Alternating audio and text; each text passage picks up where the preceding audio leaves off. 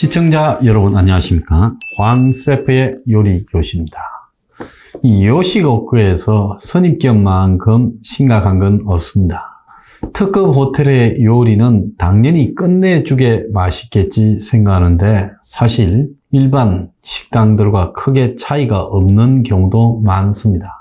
그들은 끝내주는 재료를 쓰겠지 하는데 특급 호텔에서 재료값을 아끼기 위해서 애를 쓰고 있다는 것은 그 호텔에 있다가 악의적으로 그만둔 사람들에게서 흔히 폭로되는 이야기입니다. 그러니까 우리가 세상에 좋고 나쁨 이런 것들이 흔히들 이야기되는 이 편견과는 좀 많이 다르다. 특급 호텔의 뷔페는 진짜 좋은 재료를 쓰겠지 하는데 거기에도 뷔페에 들어가는 각종 요리의 단가를 낮추기 위한 고심들이 깊이 진행이 되고 있다. 일정한 가격 규모를 정해놓고 그걸 넘지 못하도록 통제하고 있다. 우리가 세상에 항상 그 좋아 보이는 것이 좋은 것만 아니다라는 걸 알아야 됩니다. 자, 우크라이나와 러시아 전쟁에서 아직도 한국의 많은 사람들이 러시아 편을 들고 있고 우크라이나를 나무랍니다. 도대체 우크라이나가 왜 욕을 먹어야 되죠? 나라 규모가 작고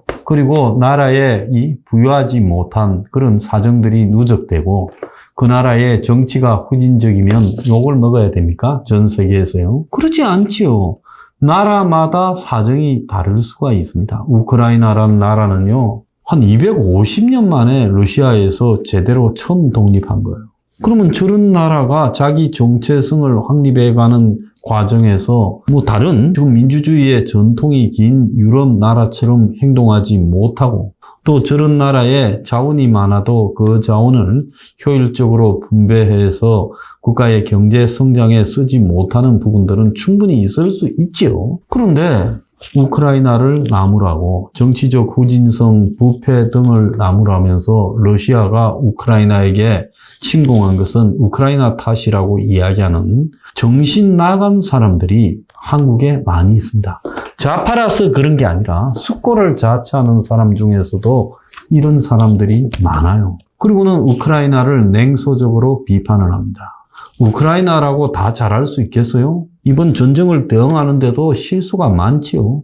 하지만 특정 나라가 강하고 군사력이 세다고 해서 다른 나라를 침공하는 부분이 옳은 겁니까? 이건 있을 수가 없는 겁니다.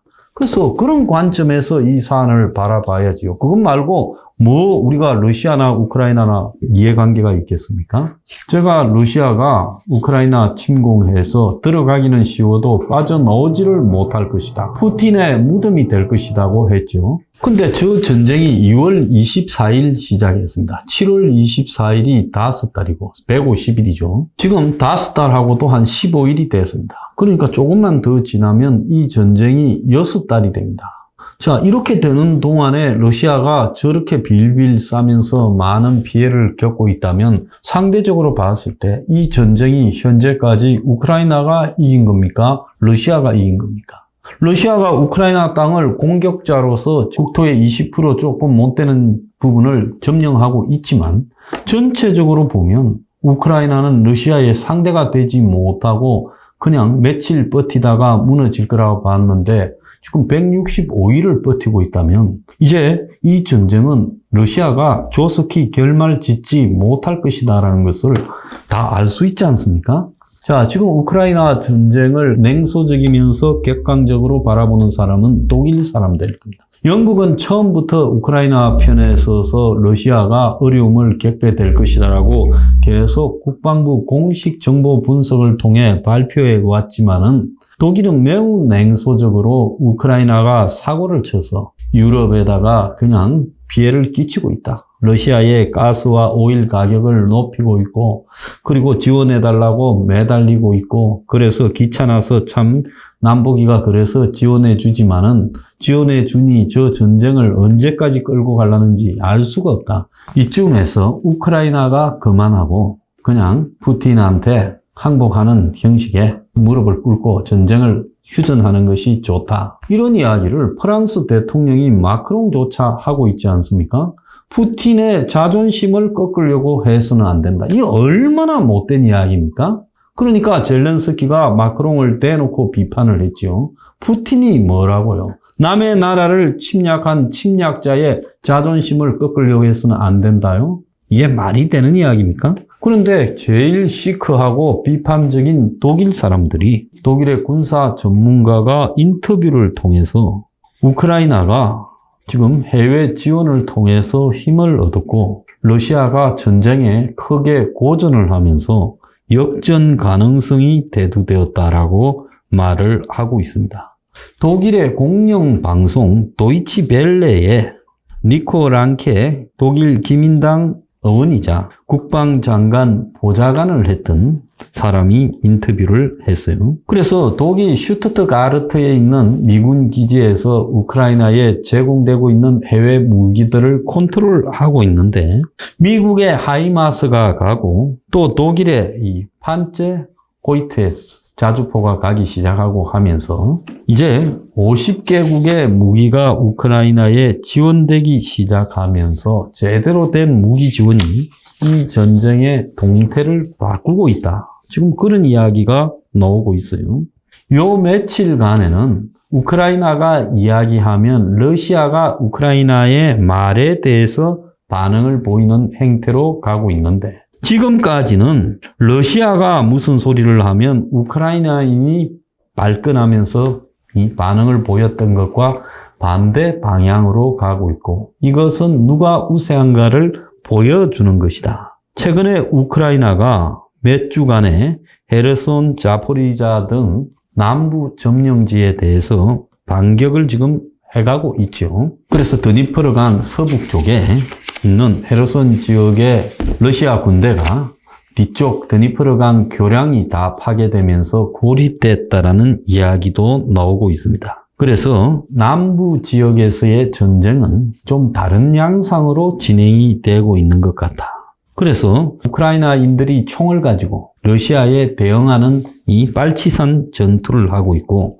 지역에서 봉기를 유도하고 있고 또 후방 이동을 갖다가 공격하고 이런 일들이 벌어지고 있다. 특히 헤르손과 자프리자 주에서 빨치산 활동이 많아서 밤에 순찰 돌던 러시아 병사가 살해되고 멜리토폴 헤르손에서도 러시아 군에게 직접 전달들이 퍼져나가고 있다. 그래서 러시아가 이런 상황에서 우크라이나까지 멀리 나와서 무한정으로 전쟁을 지속할 수 없는 상황으로 내몰리고 있다. 이런 이야기까지 나오고 있습니다. 자, 여기에 대해서요. 지금 러시아의 군사 전문가인 이고르 크로첸코라는 사람이 관영 채널에 출연해서 10만 명의 북한의 자원병들이 러시아를 편을 들어서 우크라이나를 침공할 것이다. 이들은 이 포병전에 익숙해져 있다. 돈바스 지역에 투입될 거라고 이야기를 합니다. 최근에 이제 우크라이나가 하이마스 12대로 러시아를 때리기 시작하자 지금 포병전이 돈바스 지역에서 핵심이 되었죠. 그래서 북한의 부대와 병사들이 이 포병전에 경험이 많기 때문에 러시아 편을 들어서 우크라이나에서 싸울 수 있을 것이다. 그러면서 북한이 지금 병력이 130만이고 예비군이 60만이라 남아 돌고 있는데 뭐 남쪽이 북쪽을 침략할 우려는 없고 북이 자기들이 싸움을 거는 타이밍을 정할 수 있으니 북의 입장에서는 한 10만 명을 러시아로 파병해도 끄트나다 이렇게 보겠죠. 자, 그래서 이 병사들 외에도 돈바스 지역에 파괴된 각종 인프라를 복구하는데 1000명 이상의 북한 노동자가 투입될 것이다 이야기도 하고 있습니다. 저는 이 가능성이 매우 높은데요. 러시아가 지금 러시아 내부의 변두리 공화국이나 체첸이나 몽골 같은 지역에서요. 그리고 또 아프리카 등에서도 자원병, 시리아 등에서도 자원병들을 용병으로 해서 투입하는데 한계가 왔어요. 그러니까 지금 지구상에서 러시아가 유일하게 병력을 대량으로 충원할 수 있는 게 북한이에요. 그러면 러시아가 북한의 병력을 어떤 모양새로 가져가겠습니까? 지금 북한이요. 해외 노동자들을 수십만 명 파견했죠. 동유럽이나 중동이나 해외 국가들, 중국, 극동 러시아 등에 북한 노동자들이 수십만 명이 투입되었는데 이들이 지금 유엔 제재 때문에 전부 지금 북한으로 돌아갔습니다. 그래서 북한이 해외 노동자 투입에서 나오는 수입원이 줄어들어서 경제적인 부분에 한마디로 김정은의 자금이 쪼달리는 양상으로 가고 있어요. 자, 그러면 김정은이가 푸틴이 한 10만 명 보내주라. 두 당 얼마씩 쳐서 월급을 줄게. 이렇게 말을 했을 때 그 병력을 놀리고 있느니 러시아에 용병으로 보내고 또 거기에 돈이 이제 넣으면 북한 정권이 챙기고 그들에게는 한 10분의 1이나 주고 뭐 전사하면 위로금 조금 주고 이렇게 해서 동맹국 러시아를 도왔다고 북한 내부에 선전하고 또 더 나아가서 북한군의 실전 참여 즉 미국 등이 가지고 있는 다연장 로켓이나 곡사포 등에 대해서 대응하는 북한의 포병 역량을 보여주고 이러면 전투 경험으로도 축적될 수 있지 않겠습니까? 이런 소식들이 자꾸 나오는 거는 러시아가 북한하고 어느 정도 추진을 하고 있다고 보는 겁니다. 그래서 두 가지 종류. 하나는 북한의 노동자. 일단 투입되기 시작하면 1000명이 아니라 아마 돈바스 지역의 공사 현장은 전부 다 북한 노동자들이 투입되겠죠. 지금 돈바스의 루안스크나 도네츠크의 양공화국의 젊은 남자들은 많이 전사하고 불만이 고조되어 있죠. 그러니까 러시아 입장에서는 이런 두 친러 공화국의 독립을 유지시키기 위해서 뭐 사실은 독립이 아니라 러시아에 하나에 주겠지만은 그걸 유지시키려면 여기에 많은 지원을 해줘서 빨리 복구를 해야 되지 않겠습니까? 거기에 북한 노동력을 투입하고 또 더 나아가서 돈바스의 포병전에 북한의 포병 부대 아마 러시아하고 거의 포병 무기 장비 등이 비슷할 거라고 보이기 때문에 그들을 투입해서 그들이 전선에서 포격을 담당하면 뭐 일정하게 피해는 있겠지만 엄청난 돈을 벌어들이고 더 나아가서 러시아가 부족한 인적 자원을 메꿔주는 효과도 있지 않겠느냐. 북한과 러시아가 다 필요한 부분이라고 보고 있습니다. 초반에 러시아가 점령했던 지역에 지금 자포리아 원전이 있었죠. 가장 먼저는 기후 외곽의 체르노빌 폐원전을 러시아가 점령을 했고요. 그로부터 며칠 뒤에 남쪽에 자포리아주에 있는 원전 6개를 러시아가 점령을 했습니다. 이 자포리아 원전이 원자로 6기를 보유한 원전 단지로 단일 시설로는 유럽의 최대의 원전 단지입니다. 3월에 러시아에 점령되었고 아직 우크라이나 군이 들어가지 못하고 러시아가 소수 병력을 남겨놓고 있는 데인데 이 자포리아 원전을 러시아가 이틀째 지금 포격을 했대요. 이 전쟁 초반에도 러시아가 자포리아 원전 경납고에 총질을 해댔죠. 그래서 이번에는 이 포격을 해서 자포리아 원전의 그 작업자 1명이 다치고 방사능 감지 센서가 손상이 되고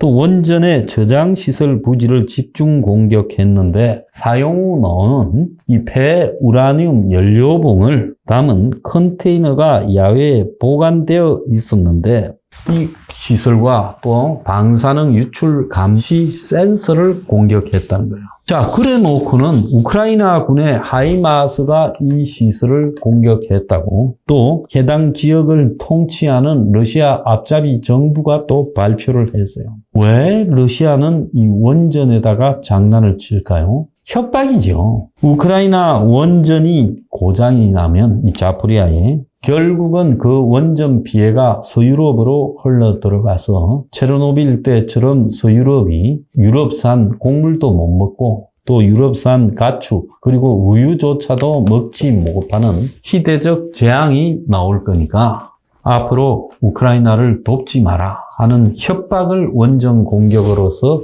하는 거라고 봅니다. 영화 해바라기에 보면요. 주인공이 기차를 내린 그 역에 보면 뒤쪽으로 원전이 보입니다. 저도 그 영화를 다시 보고 알았어요. 그게 자포리아 원전이라고 듣고 있습니다. 러시아가 핵 테러를 하고 있다. 이것은 뭐겠습니까? 북한군 병사를 10만 명을 동원한다. 원전에 핵 테러를 한다. 러시아가 지고 있다는 것을 의미하는 겁니다. 오늘의 디저트. 괜히 우크라이나 침공해서 빼도 박도 못하고 사고나 치는 푸틴. 참으로 한심하다. 북한, 우크라이나 가지 마!